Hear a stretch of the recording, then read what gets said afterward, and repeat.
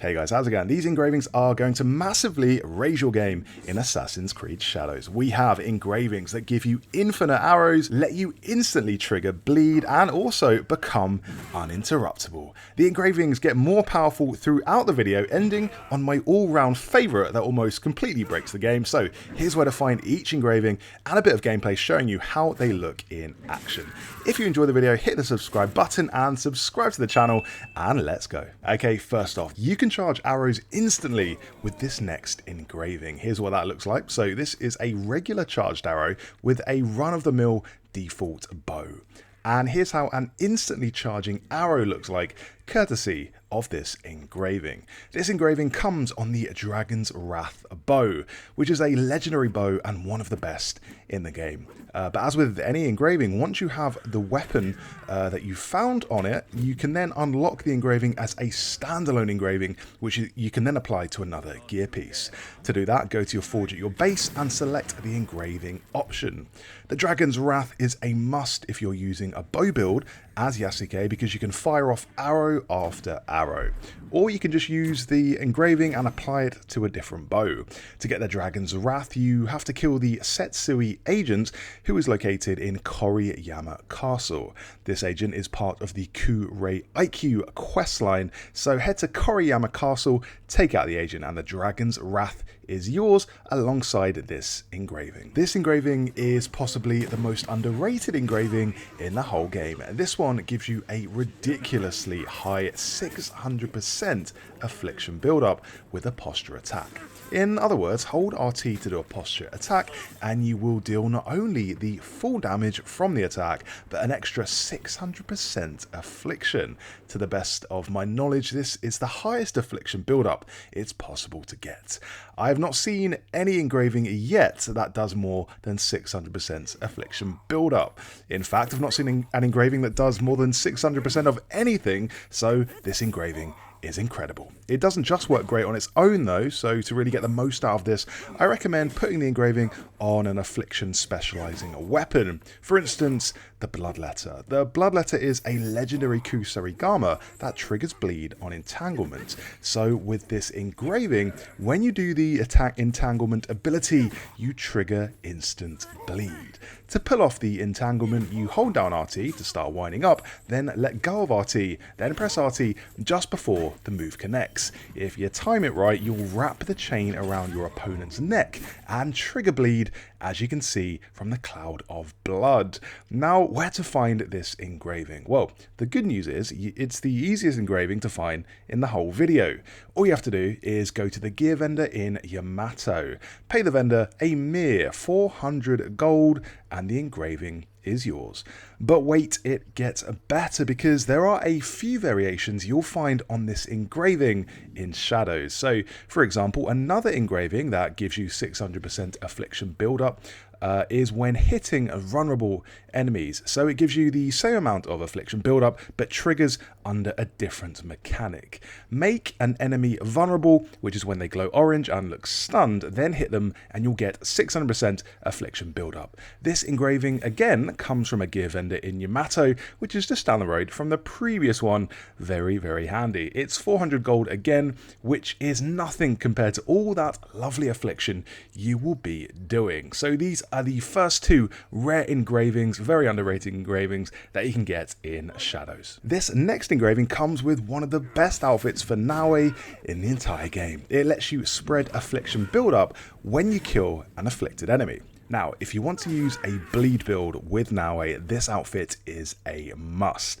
It's called the No Master Stroke, and it comes with the engraving I just mentioned. I'm really getting into bleed builds in Shadows, and for me, out of Naoe and Yasuke, Naoe has the best bleed gear, in my opinion.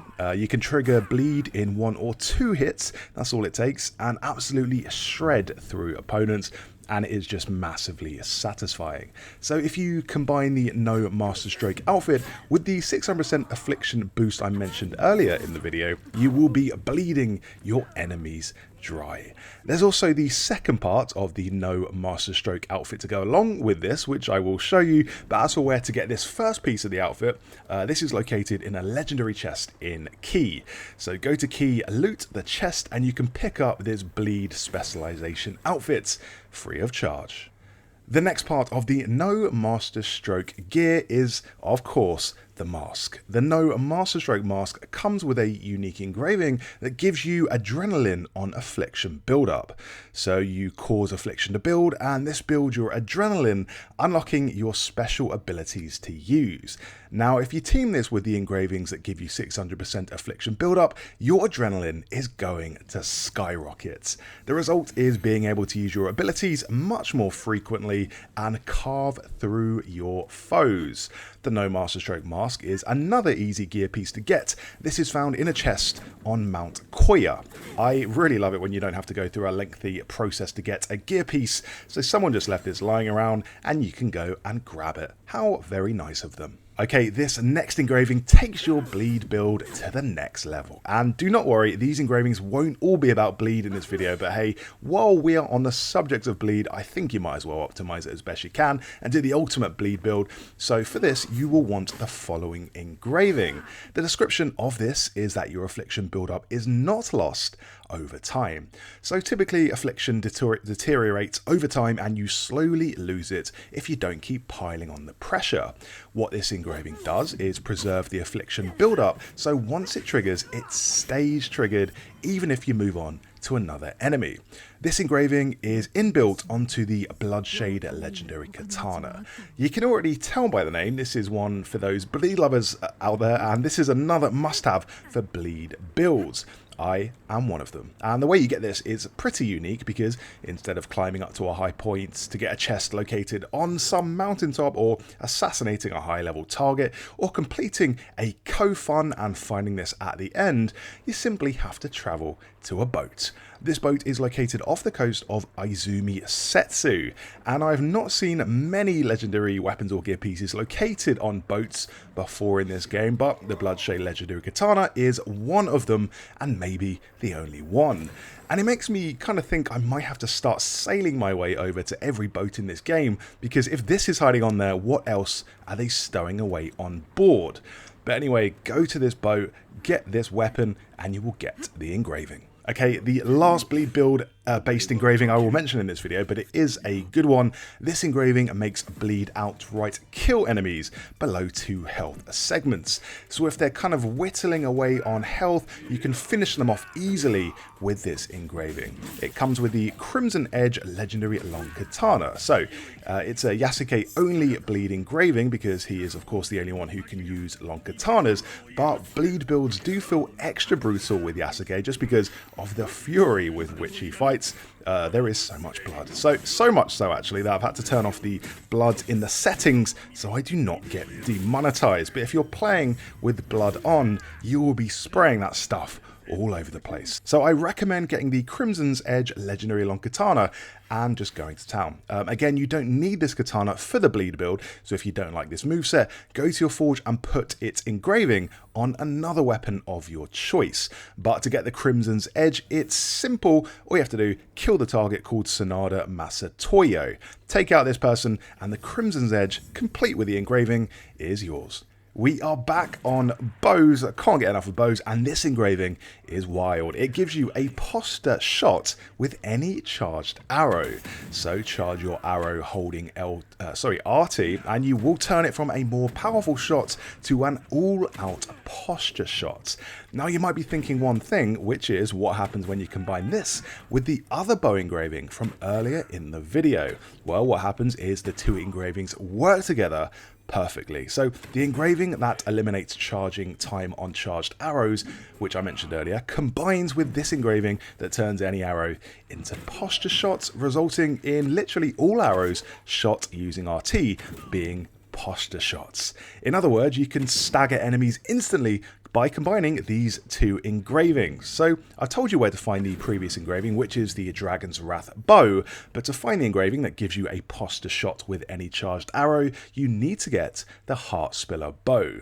You can find the Heart Spiller bow in this co-fun. It takes about 10 minutes in total to complete, and at the end there's the chest containing the Heart Spiller bow. This is the final bow engraving, and it is a must-have. If you're ever running out of arrows, and I know I do very, very often, this engraving gives you a 100% chance to loot arrows from bodies. Every arrow you shoot can now be reclaimed. In fact, you will literally see every arrow you shoot sticking out of your opponents. To get them back, all you have to do is walk over to the body and then walk over the body literally, and the arrows will once again be in your possession. They might be a little wet, you know, because they have been inside someone, but wipe off the blood and get back to business. And this works with any arrow, so you can fire any one of your 4 different possible arrows and then reclaim them, and they are back in your inventory. This basically turns your bow from a finite resource that really runs dry very frequently to an infinitely firing machine that never runs out of ammo. Make sure to top up those reserves by going into your skill tree and leveling up your ammo limits. This increases how many arrows you can carry, but honestly, even if you don't do this, this engraving is incredible at giving you an unending stream of ammo you can replenish in the heat of battle. It comes with the Blood Rain bow. To get the Blood Rain bow, or the Blood Rainbow, as I will call it sometimes, but not often, you have to kill this Nobutsuna student. He won't be happy to be killed, but you will be happy to get infinite arrows. Improved counterattacks are the name of the game with this next engraving. It's inbuilt on the long katana called Whisper of Muramasa, and it doesn't just improve counterattacks, it makes them deadly. And this has honestly changed my whole fighting style in Shadows. So before I was wading around with the kanebo and hitting everything that moved, and I will get to an engraving that lets you do precisely that very shortly. But now with the Whisper of Muramasa, I am a patient warrior who stands still menacingly before striking back with a rapid riposte. Very satisfying and very deadly. To get your hands on this engraving, you have to do the entire Kurai IQ questline. This is a fairly long questline, and it consists of you taking out a bunch of targets. So if you've not started this one yet, from start to finish I'd say this is going to take you about an hour. But one of these quests is one I mentioned earlier in the video, which is the agent who gives you the Dragon Wrath bow. This is the one at Koriyama Castle. So if you do this questline, you get 2 legendary weapons with 2 amazing engravings. But for the Whisper of Muramasa, complete the quest, then talk to Fuyu, who will direct you to the chest. This is located about 100 meters away behind her in a chest up a small cliff. Onto a completely different type of engraving. Now this one suppresses firing noise, turning Yasuke into a silent sniper. I wanted to give you a mix of engravings in this video, and this one is a really fun one to play around with.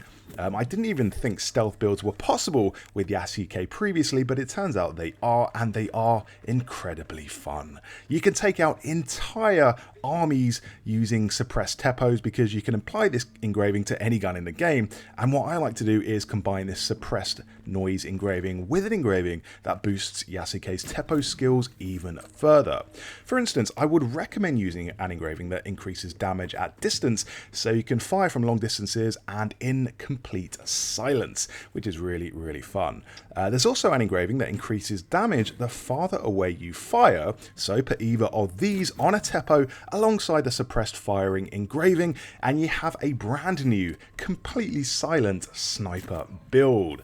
Okay, maybe it's not completely silent, but quieter than before, I think we can agree. The suppression engraving is stored in Genbao Fort in Wakasa. If you've been looking at clips of Yasuke slowing down time like he's in the Matrix and wondering how he's doing it, it's because of this engraving. It slows down time on headshots every 8 seconds. That's good on its own, but this actually works way better than the description says, because the slowdown time effect actually lasts for about 5 seconds, meaning you only have to wait for about 3 seconds to get that slowed down time effect again.